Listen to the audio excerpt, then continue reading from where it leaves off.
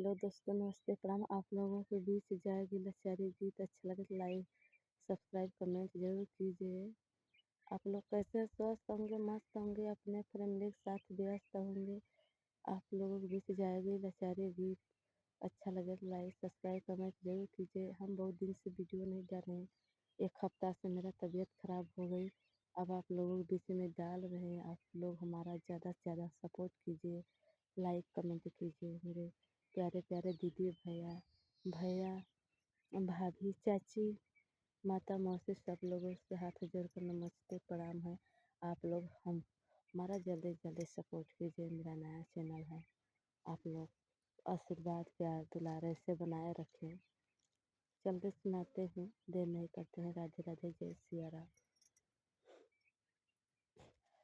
पाला सुगना उड़ी जाई है गिरल दिनका में, गिरल दिनका में न आई है। पाला सुगना उड़ी जाई है गिरल दिनका में, गिरल दिनका में न आई है। पाला सुगना उड़ी जाई है गिरल दिनका में, गिरल दिनका में न आई है। अपने बेटा के बेटा न समझा, अपने बेटा के बेटा न समझा। एक दिन आया लगा हो जाई है गिरल दिनका में, गिरल दिनका में न आई है। एक दिन आया लगा हो जाई है गिरल दिनका में, गिरल दिनका में न आई है। अपने बेटा के बेटा न समझा, अपने बेटा के बेटा न समझा। एक दिन आया लगा हो जाई है गिरल दिनका में, गिरल दिनका में न आई है। अपने बेटा के बेटा न समझा, गिरल दिनका में, गिरल दिनका में न आई है। पाला सुगना उड़ी जाई है गिरल दिनका में, गिरल दिनका में न आई है। पाला सुगना उड़ी जाई है गिरल दिनका में, गिरल दिनका में न आई है। अपने बेटी के बेटी न समझा, अपने बेटी के बेटी न समझा।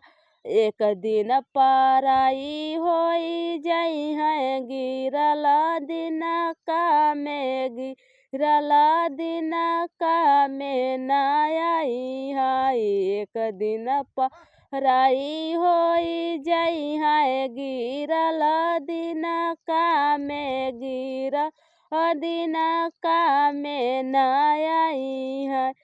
अपने बेटी के बेटी न समझा, अपने बेटी के बेटी न समझा। एक दिन पराई हो जाई है गिरल दिनका में, गिरल दिनका में न आई है। एक दिन पराई हो जाई है गिरल दिनका में, गिरल दिनका में न आई है। पाला सुगना उड़ी जाई है गिरल दिनका में, गिरल दिनका में न आई है। पाला सुगना उड़ी जाई है गिरल दिनका में, गिरल दिन का में नाई हाई पाला सुगनाऊ ही जाई है गिरल दिन का में गिरल दिन का में नाई है अपने शरीरिया शरीरी नहीं समुझाय अपने शरीरिया शरीर नहीं समुझा एक दिन माटी में ही जाई है गिरला दिन का में गिरला दिन का में नाई है एक दिन माटी में जाई है गिरला दिन का में गिरला दिन का में नाई है अपना शरीरिया शरीर नहीं समझा अपना शरीर या शरीर नहीं समझा एक दिन माटी मिली जाई है गिरला दिन का में गिरला दिन का में नाई है एक दिन माटी मिली जाई है गिरला दिन का में गिरला दिन का में नाई है।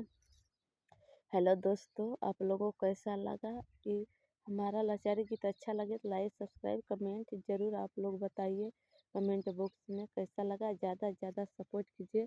आप लोगों से नमस्ते प्रणाम।